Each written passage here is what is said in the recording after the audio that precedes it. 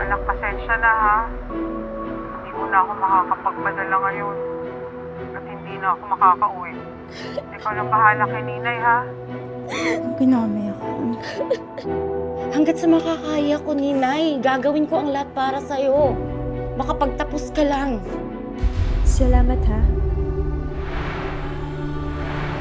Ano oras pala yung out mo? May usapan kami ng kapatid ko eh. Ah, ganun. Ay, Tonet, baka gusto mo mag-full-time student assistant. Maganda sana yung offer niyo, sir, kaso po, mas priority ko po yung kapatid ko makapagtapos. Pasensya na po.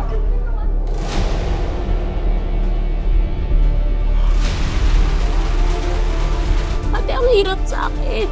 Sana naman naiintindihan mo yung nararamdaman ko. Hindi lagi si Mama iniintindi mo. Dito lang ako ha. Dito lang ako, di kita papabayaan ha. Pagbubutihan mo yung pag-aaral mo ha. Ako na lang lalayo. Total, kasalanan ko naman lahat to eh.